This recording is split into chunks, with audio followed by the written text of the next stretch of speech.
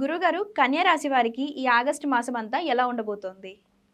కన్యారాశి వరకు ఏంటంటే అనుకున్న కార్యక్రమాన్ని అనుకున్న పర్సన్స్ అందరూ కూడా ఆకట్టుకునే తత్వం ఉంటుంది. కన్యారాశి పెట్టుబడి అనేటువంటి వ్యాపారాలు చేస్తూ ఉంటారు. వీరి మాటలే వీరికి పెట్టుబడి అన్నట్టుగా ఉంటుంటారు. సలహాదారులుగా ఎక్కువ కనిపిస్తూ ఉంటారు.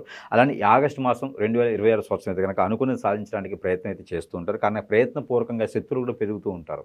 వీరు ఎదిగే కొద్ది శత్రువులు కూడా ఎక్కువ ఉంటుంటారు. ఏ రాశి వరకైనా సహజం. కానీ కన్యారాశి వారికి ఇంకా ఎక్కువ శత్రువులు ఉంటుంటారు. అంటే వీరు చేసే మంచి పని ఎవరికైతే చేస్తారో వారే శత్రువులు అయిపోతారనమాట. వీళ్ళ చేత తినేసి వీళ్ళకే చేయనరుగుతూ ఉంటారు. అలాంటి వారు వీరి చుట్టూతో పెట్టుకొని బతుకుతూ ఉంటారు కన్యారాశి వారు ఎప్పటికీ కూడా. అలాంటి కన్యారాశి వారికి ఆగస్టు మాసంలో కొంతమేర ఎవరు ఏంటనేది తెలిసొచ్చే కాలం అని చెప్పుకోవచ్చు. అందరిని నమ్మకుండా ఎవరిని నమ్మాలి ఎవరిని నమ్మకూడదని తెలిసొచ్చే కాలం అని పరీక్ష కాలం అని చెప్పొచ్చు కన్యారాశి వారికి. దీని తర్వాత కాలం అంతా చాలా అద్భుతంగా ఉంటుంది. ఆగస్టు తర్వాత చాలా అద్భుతంగా ఉంది. ఆగస్టు మాసంలో తెలుసుకోవడానికి సరిపోతుంది జీవితం.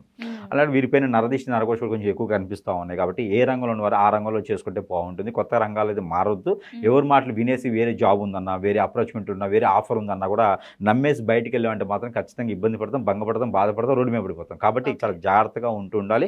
ఏదైనా దేవుడు అనుగ్రహం, దేవుడు ఆరాధన చేసుకుంటూ ఉండాలి. ఎక్కడైనా దక్షిణామూర్తి ఉంటే దొరికితే కనుక ఆరాధన చేసుకుంటారు. లేకపోతే శివాలయంలో పంచామృత అభిషేకం చేసుకుంటూ ఉండాలి. అలానే ఆంజనేయ స్వామి గుడిలో హనుమాన్ మందిరంలో ఆకు పూజ చేయించడం కానీ, హనుమాన్ మందిరంలో సింధూరం ఇచ్చడం కానీ, హనుమాన్ మందిరంలో నువ్వుల నూనె కానీ, హనుమాన్ మందిరంలో ప్రదక్షిణ చేయడం కానీ చేసుకున్నట్టు కనుక కొంతమేర వీరు ఇబ్బంది పడకుండా మోసపోకుండా ఉండేటువంటి యోచన అయితే కనిపిస్తూ ఉంది. అలానే పండుగలు పండించే రైతులకు కూడా ఇటు అద్భుతంగా ఉంటుంది. కాబట్టి ఆ రకంగా ముందుకెళ్ళచ్చు. ఇక ఆగస్టు మాసం అయితే కొంచెం పరీక్ష కాలం అని చెప్పొచ్చు. వీరికి సంపాదించుకున్న వాళ్ళకి దాచుకున్న వాళ్ళకి వీరు ఒక టార్గెట్గా మిగిలిపోతుంటారు. కాబట్టి వీరి మీద వెలిగేషన్ తీసుకురావడం, కాంట్రాక్ట్ రంగాలు వీళ్ళకి డబ్బులు ఇవ్వకపోవడం కానీ ఎన్నో రకాల ఇబ్బందులు పెడదాం అనే యోచన కనిపిస్తుంది. కాబట్టి భార్యాభర్తకు వచ్చే జాగ్రత్తగా ఉంటుండాలి. ఇబ్బంది పడకుండా ఉండేందుకు ఇలాంటి పరిహారాలు చిన్నగా చేసుకుంటూ ఉండాలి. ఇక పంచామృత అభిషేకం శివాలయాల్లో చేసుకుంటూ, దక్షిణామూర్తి చేసుకుంటూ ఎక్కడైనా ఆవుకి గోధుమ రొట్టెలు తినిపిస్తే కూడా కొంతమేర వీరికి ఉపశమనం కనిపిస్తుంది. కాబట్టి ఈ ఆగస్టు మాసం మొత్తం కూడా కొంచెం జాగ్రత్తగా ఉంటూ మెలకుగా ఉంటే చాలా జాగ్రత్తగా ఉండొచ్చు. ఓకే, ధన్యవాదాలు.